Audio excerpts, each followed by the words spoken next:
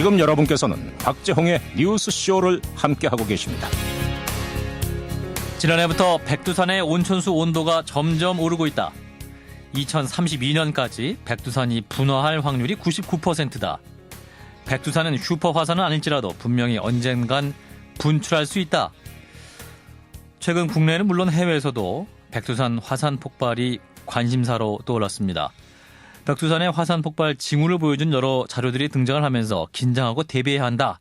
이런 지적들이 나오고 있는데요.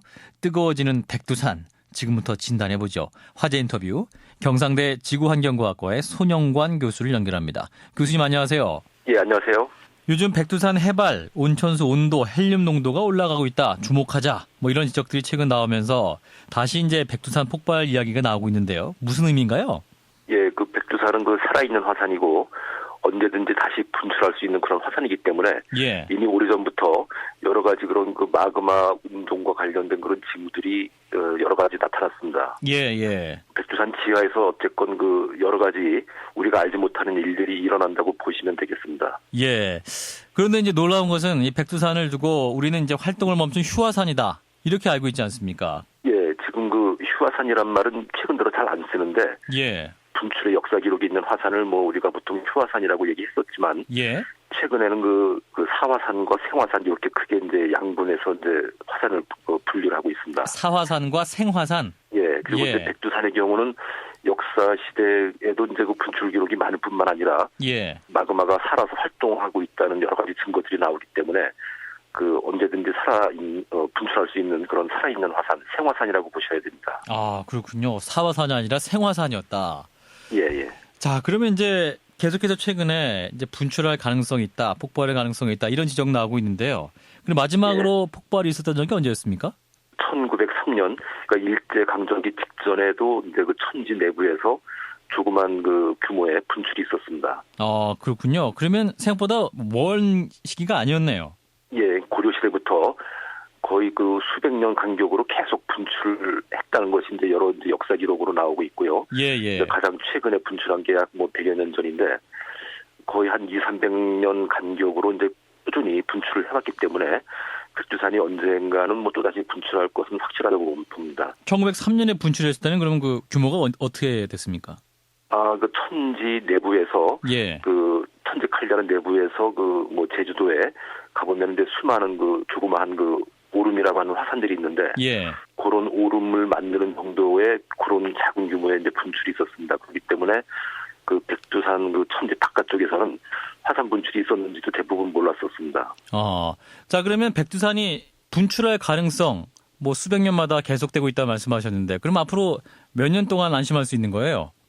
지금 그거를 확실히 말씀드릴 수는 없고요. 예. 지금 보통 이제 화산이 이제 그 분출이 임박하게 되면 그 마그마가 올라오면서 이제 그 화산이 이렇게 많이 융기하게 됩니다. 예. 하는 것도 있고, 그 밖에 이제 그 거의 매 시간, 매일 수많은 지진들이 막 발생하고 하거든요. 그렇기 때문에 짧게는 며칠 전, 길게는 몇 달 전부터 뭔가 이제 분출을 예측을 할 수가 있는데, 근데 지금 그 백두산에서 나타나는 여러 징조들 가지고서는 백두산의 화산 폭발이 임박했다.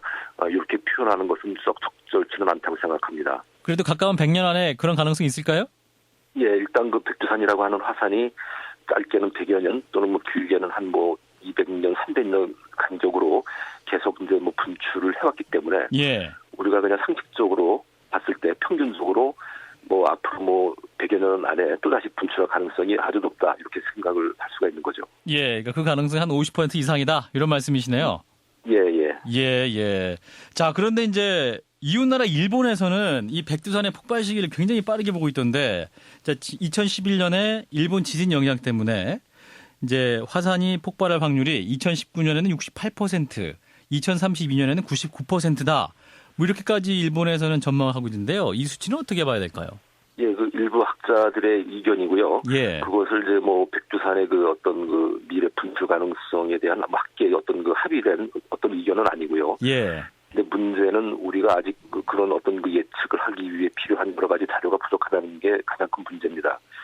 그러니까 예를 들어 이제 그 과거 백두산의 그 분출 이력을 우리가 좀 더 상세히 알면은 그걸 바탕으로 이제 뭔가 예측을 할 수가 있는데 예. 지금 그 화산 관련해서는 지금 일기예보 하듯이 내년 안에 분출할 확률이 몇 %다 이런 식으로 이제 그 얘기할 자료가 사실은 그 충분치가 않습니다. 그렇기 때문에 그 일본 학자가 한 얘기를 그렇게 100% 이제 그 뭐 신뢰성 있게 이제 뭐 받아들이긴 좀 어려운 생각입니다. 물론 이제 그 뭐 도호쿠 대지진 같은 그런 그 지각 변동이 또 일어날 수도 있기 때문에 예. 그런 것 때문에 이제 사실 그 100년 후에 분출할 화산이 좀 더 일찍 분출하는 가능성도 있고요. 뭐 여러 가지 변수가 남아 있습니다. 예, 일본 안에 있는 대지진의 영향으로 또 한반도의 지각 변동으로 인해서 백두산이 분출할 가능성이 더 높아질 수도 있다. 뭐 이런 말씀이신데. 네. 화산 폭발이 일어날 경우에 피해 규모가 어느 정도일까? 이것도 관심사입니다. 뭐 영화를 통해서도 이제 화산이 한번 폭발을 하면은 거의 대재앙 수준으로 나타나는 그런 상황이기 때문에 뭐 그런 상황이 나타날 것인가 그런 우려도 있습니다. 어떻게 보세요? 네, 그 분출 규모가 워낙 다양하기 때문에 예. 그러니까 1903년의 분출 같이 천지 내부에서나 이제 그 목격할 수 있는 그런 소규모의 분출도 있고 반면에 이제 그 고려 시대 그러니까 서기 937년 전후에서는 아주 뭐 큰 규모의 뭐 약간 그 지구를 그냥 뒤흔들 만한 규모의 그런 분출도 있었는데 예. 근데 그래도 이제 우리는 뭐 좀 그 최악의 상황을 좀 준비하고 대비해야 되지 않을까 이런 생각을 하고 있습니다. 자, 그럼 아까 이제 지구가 흔들릴 정도로 백두산이 폭발한 적이 있었다 이런 말씀하셨는데 그러면 앞으로도 이런 백두산의 이러한 분출 가능성이 있을까요?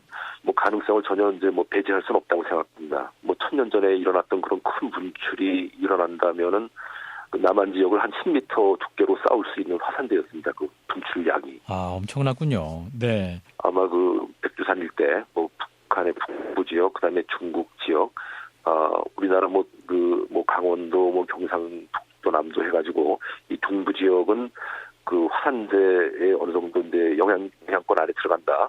이런 결과들이 최근에 많이 발표가 되고 있습니다. 예, 그러니까 뭐 거의 남한이 대부분 지역이 영향권이다 이런 말씀인데 일단 오늘 배운 것 중에 가장 큰 수학은 백두산은 사화산이 아니고 생화산이다.